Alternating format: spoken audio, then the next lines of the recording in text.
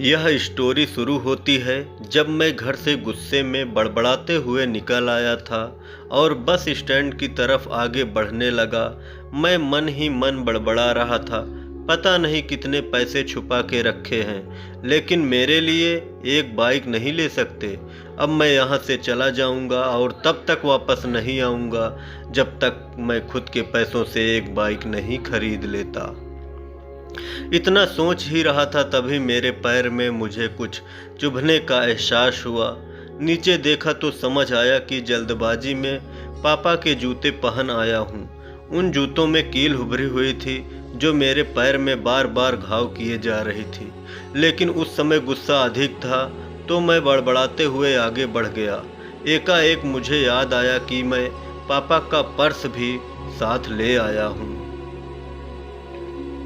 मेरे खुराफाती दिमाग में एक ख्याल आया, क्यों ना आज पापा का पर्स चेक किया जाए, जिसे आज तक उन्होंने किसी को हाथ तक लगाने नहीं दिया। पता नहीं कौन सा खजाना छुपा रखा है इस पर्स में जो किसी को हाथ नहीं लगाने देते।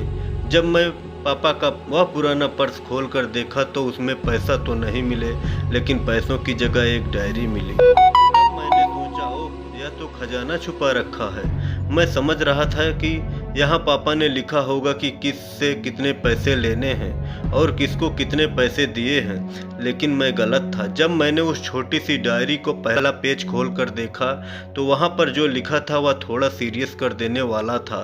डायरी में जो लिखा था उसे पढ़ने के बाद मेरे चेहरे पर जो एक्सप्रेशन थे वह गायब हो चुके थे, क्योंकि डायरी में वैसा कुछ नहीं था जैसा मैं सोच रहा था। वहाँ पर उन पैसों का हिसाब लिखा हुआ था जो अलग अलग कामों के लिए अलग अलग लोगों से उधार लिए गए थे। उस लिफ्ट में कंप्यूटर के नाम पर भी पैसे लिए गए थे। कुछ यूँ लिखा था, 50,000 बेटे के कंप्यूटर के लिए। यह वही कंप्यूटर था जिसे मैं आज तक यूज कर रहा हूँ, लेकिन मुझे पता नहीं था उस कंप्यूटर को खरीदने के लिए पैसे कहाँ से लाए थे। लेकिन आज पता चल रहा था।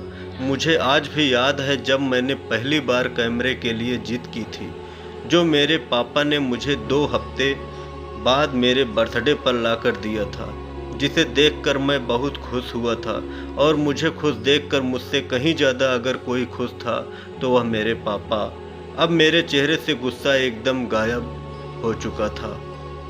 जब मैंने आगे का पन्ना पलटा तो वहाँ पर कुछ विशेष इच्छाएं लिखी हुई थी। पहले जो विश थी उसमें जो लिखा था, अच्छे जूते पहनना।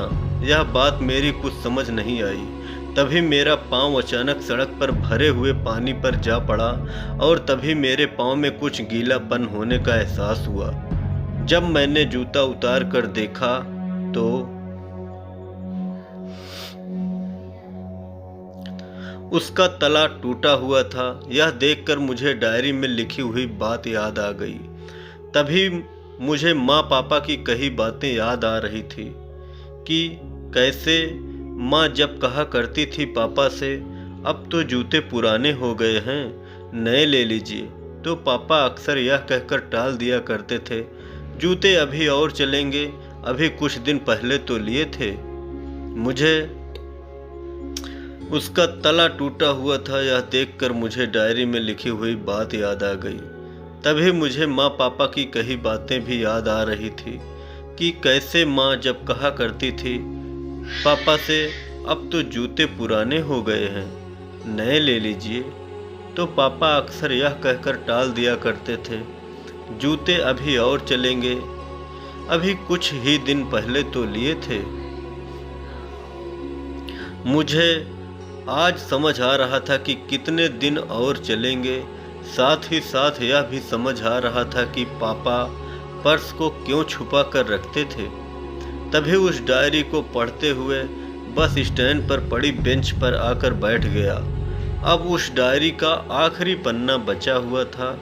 उस पन्ने को जब मैंने पलट कर देखा तो वहाँ कल की डेट लिखी हुई थी।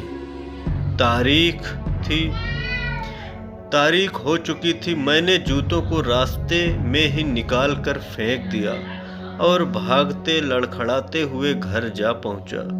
लेकिन पापा घर पर नहीं थे। मैं समझ गया वह कह रहे थे। मैं सीधा पास वाली बाइक एजेंसी की तरफ भागा। पता नहीं आज कहाँ से इतनी ताकत आ गई थी कि मैं भागते हुए थक नहीं रहा था, और वह भी बिना जूते के नंगे पैर। जैसे तैसे मैं बाइक एजेंसी पर पहुंचा। पापा वहीं थे। मैंने पापा को दौड़कर गले लगा लिया और मेरी आंखों से आंसू रुकने का नाम नहीं ले रहे थे। पापा को समझ नहीं पा रहे थे आखिर हो क्या रहा है, मैं क्यों रो रहा हूँ। मैंने पापा से कहा, पापा मुझे मोटरसाइकिल नहीं चाहिए, आप अपने लिए जूते ले लीजिए।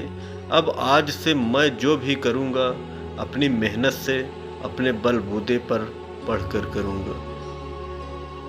कहानी अच्छी लगी तो चैनल को ज़रूर सब्सक्राइब करें। धन्यवाद।